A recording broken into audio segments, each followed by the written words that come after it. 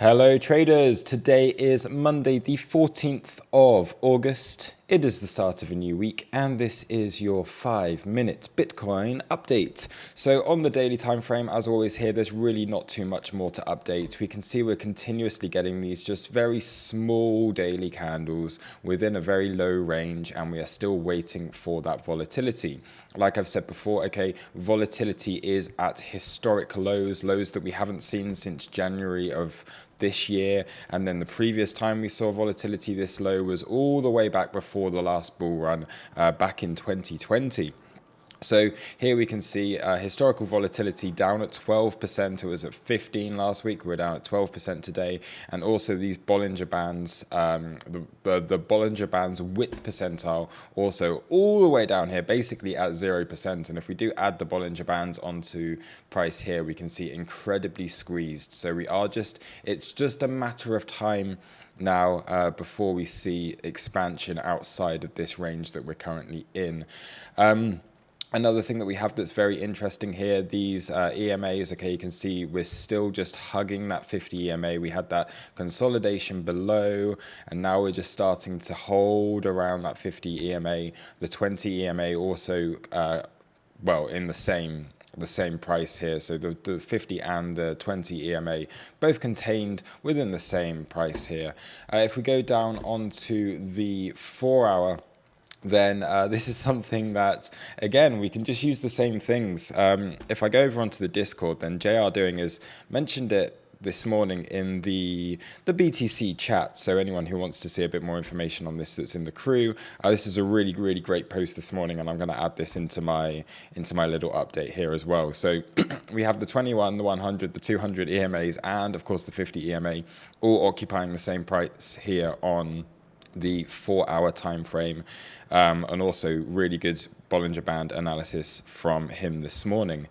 And yeah, you can have a look over here where we basically look at this, everything occupying that same space within a $40 range. We have the 200, the 20, the 100, and the 50, all those moving averages all just occupying that same area of space here, and yeah, just waiting for that expansion outside of this right now. Bollinger Bands on the 4-hour time frame, there is no room for movement, and once again down to 0% and 0% volatility here as well. So really just waiting for a move at this stage. Price at the moment, if we are looking at our larger range, then we're just consolidating outside of value area low. This is quite nice on the daily. So if we look at this on the daily, so that's the weekly, quite nice on the daily. Okay, you can see how that value area low just pushing out slightly and price just consolidating below there. As you come into the 4-hour, okay, we can see that this value area low for the bigger range that we're in is around 29,600. So any movement back up inside value area, that would be another attempt to hold, and then we'd be looking once again. I know we've tested the POC already, but then we could be looking at rotation back up towards the highs, which ultimately is kind of still what I'm looking for. I mean, if we are to stay at this price for another day or so, then we might find that this POC shifts down, the value area will come into play there. If this point of control obviously moves down into this range, then suddenly this is the area that has the most volume, and then you'll find your value area low is down here. We're holding that quite well. You'll probably have your value area high somewhere around about 30,600, which is where we're going to have some confluence anyway. If we're looking at our more local range, okay, we can see price just at the POC. This is also the POC and the EQ from both the previous week. Okay, so previous week EQ, previous week POC here. And for the month so far, where is my August levels? Here. Current month point of control and current month EQ. So price just, unable to escape the point of control, unable to escape the equilibrium of this little local range that we are in. Going down onto the 15-minute time frame here, and if we add on the session volume profiles, then we had that move yesterday, Sunday, that came down, tapped the NPOC that we had from last Monday. Okay, so last Monday we were talking about we need to see some volatility. We did see some volatility. And then we've had that full retrace all the way back down into the MPOC that was left behind there. So basically repairing the inefficiencies left behind.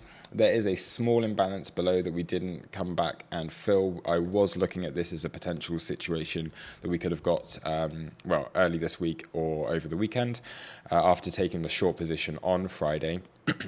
But yeah, price just getting that bounce from the MPOC, and this was also the previous week open. So just add on the previous week levels. There's your previous week open and your MPOC from last Monday. Yeah, really not too much more to say. I think it's just basically a no trade zone for now. Obviously our previous day highs over here, we've already taken those out today. We're around about that previous day EQ. Our weekly open, we're slightly above that. We've got VWAP coming in, so after getting a decent move down overnight, having recovered that, had a decent bounce off of that V-shaped recovery, you're now looking for a range to form, and my bias is at this stage for a move up. When we do get that volatility that finally happens, and I think realistically, okay, we're looking at this as being the potential of a bigger move here. And for myself, the main confluence is if we are to see, so when we do finally get some volatility, maybe we do spike down, maybe we repair some of this, maybe we do go lower. Okay, there are targets to the downside still. But if this is to get that volatility up, then I think that 30,600 area is looking really good. Okay, we now have quadruple highs over there, all within a very close area here. So highs, highs, highs, highs, all of these likely to be taken at some point.